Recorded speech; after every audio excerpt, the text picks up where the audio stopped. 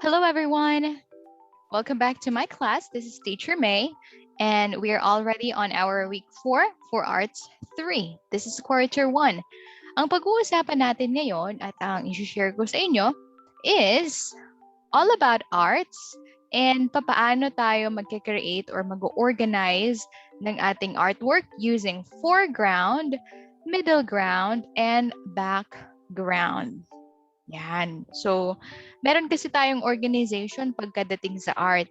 Although minsan, syempre, kung ano yung feel nating i-drawing, yun yung dinadrawing natin. But just to add up, para mapaganda natin yung art, gumagawa tayo ng iba't ibang paraan kagaya ng pagdodrawing ng foreground, middle ground, at background para mas maging makatotohanan yung artwork natin. So for this lesson, inaasahan na maipaliwanag at maunawaan ninyo yung foreground or harapang bahagi, the front. Gitnang bahagi, and that is what we call the middle ground, at ang likurang bahagi, which is the background. And all of those, we can see them in our artwork, in one single artwork. So, for today's lesson, kakailanganin nyo ng bond paper. I want you to prepare something neat. Bond paper kaysa notebook. Bond paper ang gagamitin natin. Also, prepare your pencil, eraser, and the coloring materials. Be creative. You can use any coloring materials, art materials that you have at home. Okay? So, just for a warm-up, yan, bago pala tayo gumawa ng artwork, pakikuha muna ang mga notebooks, magkakaroon lang tayo ng seatwork, sagutan ang mga questions ko later sa inyong notebook. Kapag hindi pa handa, pwede inyong i-pause yung video, but if you are ready, let's begin. Isulat ang letra ng tamang sagot sa iyong notebook. I'd like you to write letter A if your answer is pointillism. And please write letter B, isulat ang letter B, if your answer is cross-hatch line. Number 1. Is this letter A or letter B?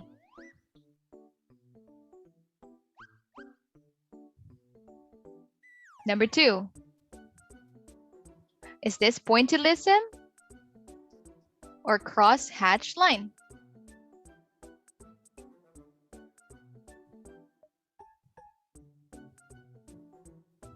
Number 3. Is this pointillism or cross-hatch line?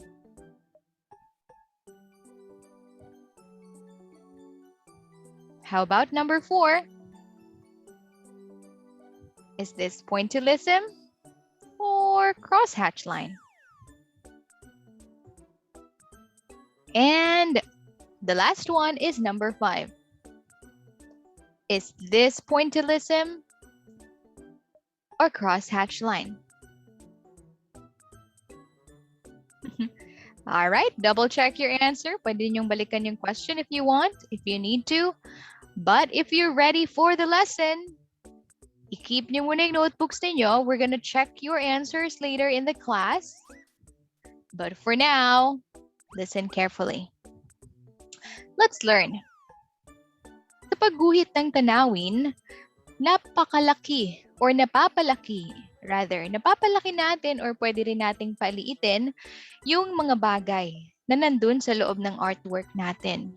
Pwede nating mapalaki, pwede nating mapaliit bilang mga pintor yung mga bagay na nandun sa larawan. And it all depends kung nasaan ba sila. Sila ba ay nasa gitnang bahagi ng artwork mo?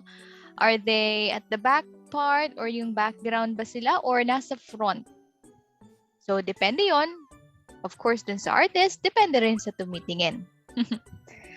Now, balance. Not only sa PE, meron din tayong balance pagdating sa artwork, pagdating sa arts. Yung balance kasi, naipapakita yun sa larawan sa pagkakaroon ng foreground, ng middle ground, at ng background.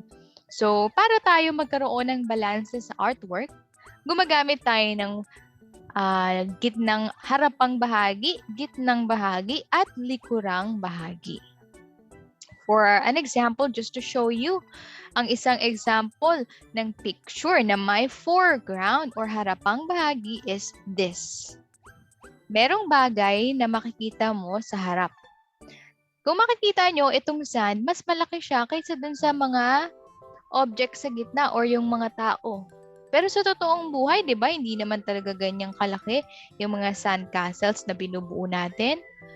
Pero dahil malapit siya, malaki tignan. At dahil malayo yung mga bagay sa likod, maliit sila tignan. Yung mga bagay na nasa harapang bahagi at malapit sa tumitingin ay malalaki. Next example ay ang gitnang bahagi. O kung makikita niyo yung puno dito, ito yung foreground. Di ba? Hindi naman po pwedeng mas malaki yung mga dahon na to kaysa dun sa island.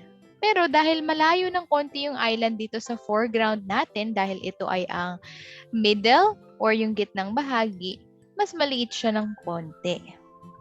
Yung mga bagay na nasa gitna, yung mga nasa pagitan ng harapan at ng likuran ay tinatawag na gitna. O, puntahan naman natin yung likurang bahagi. Pwedeng yung sky, hindi yung clouds ha.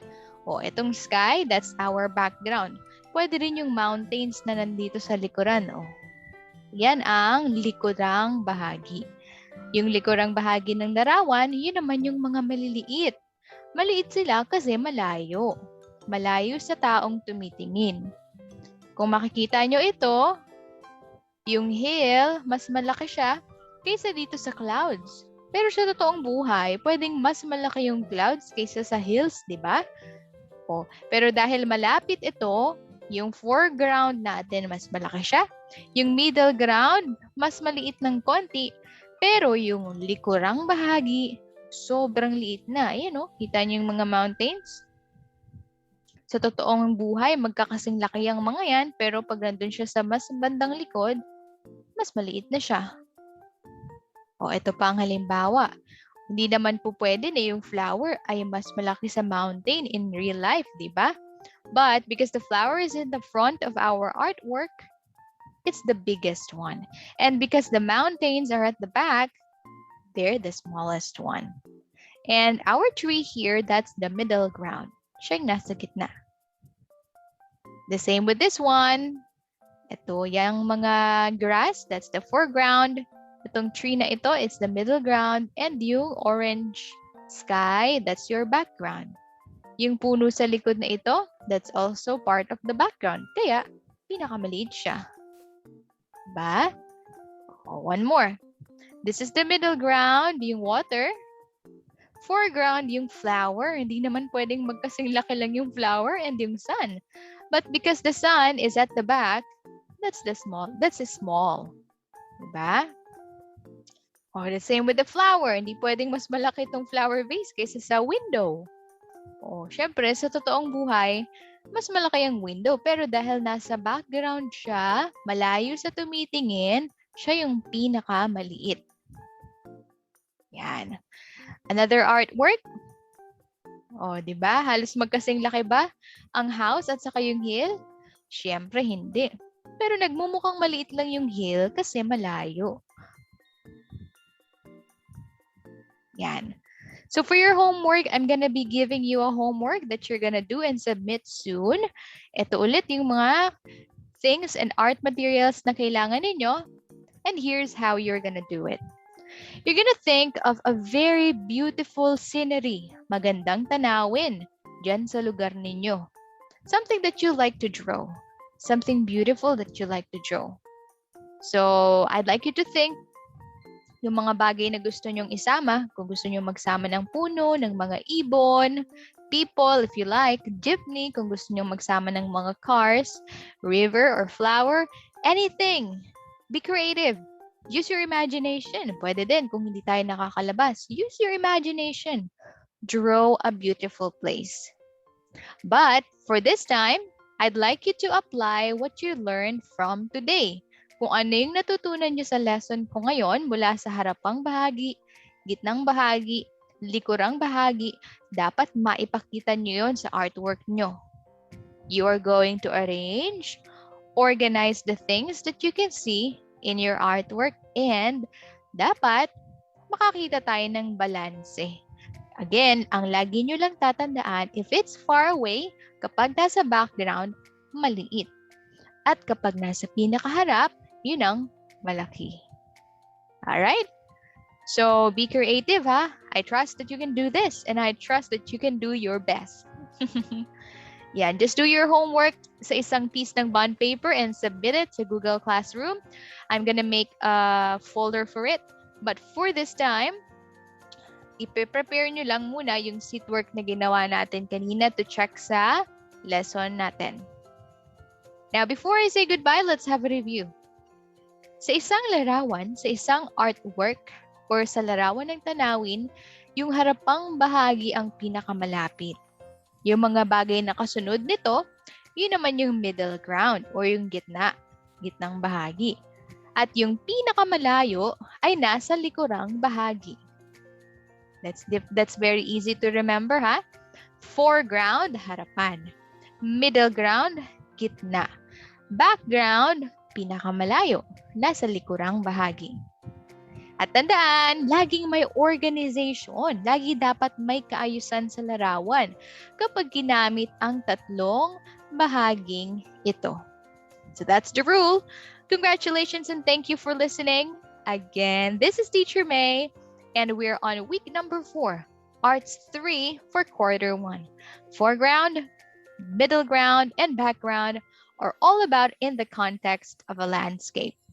Pagguhit ng tanawin. Thank you very much. See you again. Don't forget to submit your worksheets, your homework, and then mamaya, we're gonna check your warm-up activity. See you. Bye.